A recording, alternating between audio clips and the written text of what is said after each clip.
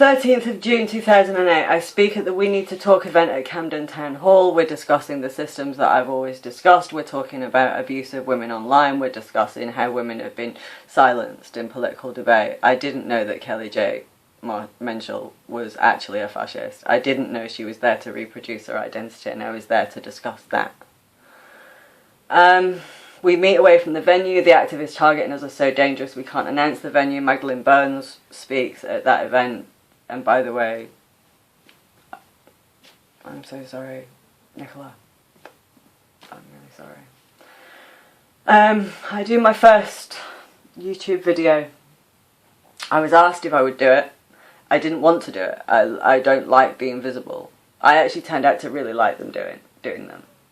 I go on to do several playlists, which you can see. 7th of June, Women's Place meeting in Todmorden. Venue has to be kept secret. It's the first meeting not to have violent protesters. I want to discuss this meeting right now.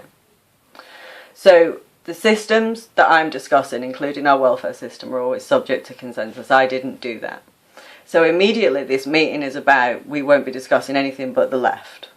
You know, we won't be discussing any Tory measures. Well, actually, that's already a direct subordination of that discussion. They spent so much time managing me and making me know that I would not be spoken to, that my hand would not be responded to if I put it up to ask a question, that they let the meeting be derailed by a trans woman called Nell Stockton. Nell Stockton defamed Ruth Sawatka, and even though they had treated me like shit, I still stood up and said that wasn't alright, and I still showed solidarity. 20th of June, my last Twitter account is suspended. So I'm nowhere near the platform. I'm really, by June. So 29th of June, I'm asked specifically about Caroline Farrow by Posey Parker. I still do not know this. September the 28th, the Leeds Women's Place meeting is cancelled because of targeting by activists. Now, I had already said to Emma Dolan, who was organising it, I wouldn't attend. I offered to help as much as I could. I offered complete solidarity, but I said I won't attend because Karen Ngala-Smith is speaking there, and that wouldn't be a good idea because I already knew she was a narcissist. It's a good job I did. I did go to the meeting in Manchester that night, but I left quite early. I didn't actually stay. Did I stay for the whole thing? I can't remember.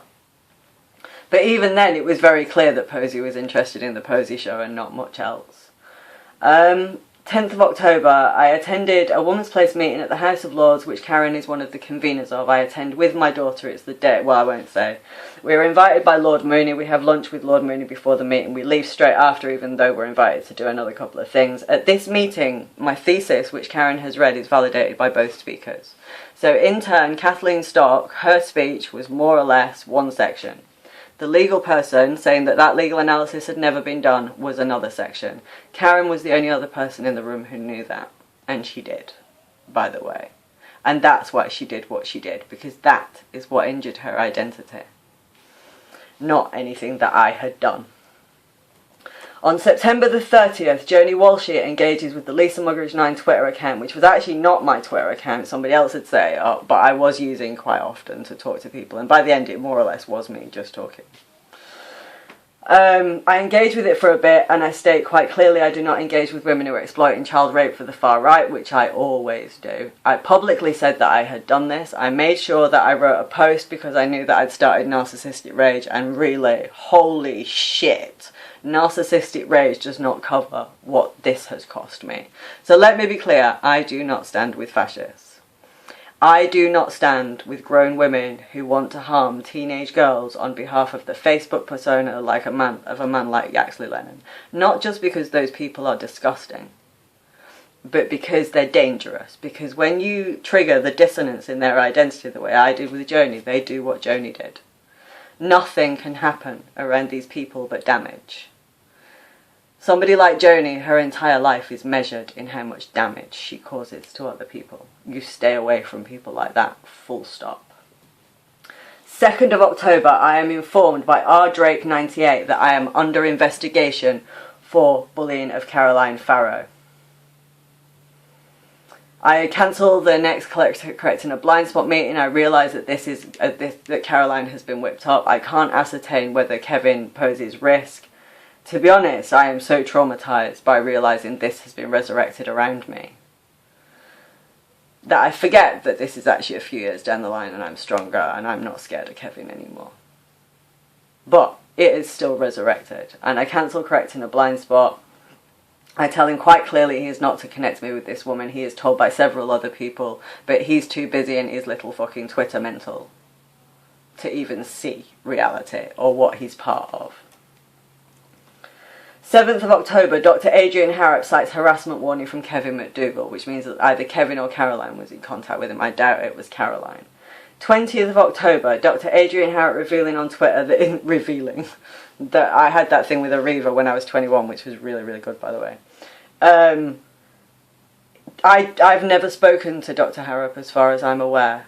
Apparently, he recently said we've never seen eye to eye. That's because I've never addressed him. I don't know him. I was targeted by activists for discussing safeguarding. 30th of October, the Lisa Muggery's 9 Twitter account, which was actually not me, it was just blog posts and stuff, but it was me towards the end. I was using it to talk to people all the time. I know. I'm a child, I'm an absolute juvenile. That was suspended. Now, that account had really shocked me. And I had already decided there was no more social media for me long before that. That was the first time I could see the number of people focused on me, and that was the first time I could see that. Like, I'd always used block quite liberally and just stayed away and ignored, which is surprisingly effective. And that was the first time I could see the scale of it, and I was just like, no, I'm not using social media anymore. So I'm not on the platform. On the 4th of November, unbeknownst to me, Karen Ngala Smith takes part in a Twitter storm bolstering both Caroline Farrow and Dr. Adrian Harrop, knowing, so she's the one person, she knew, she had read a letter outlining it. Helen Lewis is her best friend, she did know. She had described the campaign that I had been in the middle of as chilling and upsetting. On the 4th of November, she tweeted to bolster that. And I immediately lost solidarity from your movement. Well, really, I never needed anything that dangerous. So the tweet bolsters Caroline Farrow, knowing about the material risk with Kevin, removes my ability to deal with trans rights activists, and effectively ends my career because it says I've been harassing her. The only contact that I've had is that. And while I did absolutely, through the process of self-ID, record the process of the left-wing identity reproducing itself, which I always do in social movements, I record the left and the right reproducing their own identity, the political spectrum reforming, because it's a sign of stability in a country. That happens every time. It's not just because, we're bad people. We always do it. Now, she knew what she was bolstering, and then she later deleted the tweets when I asked for a retraction. But the tweet is there. It's happened. So all the accusations to me afterwards, we need to discuss, and we're about to. So, we'll get to the end of this video. The risk level increases with the article by Sophia Mera. I'm featured on a whole bunch of stuff, and I realised that without the solidarity of anybody, I can't stand up against this, and I'm putting us at risk.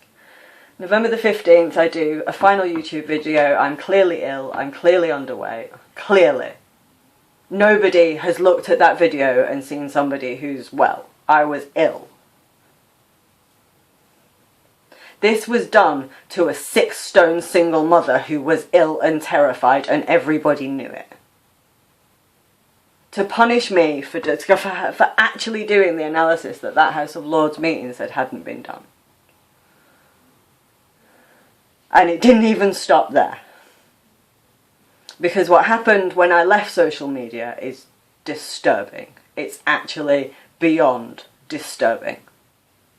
So, shall we move on? I think we shall.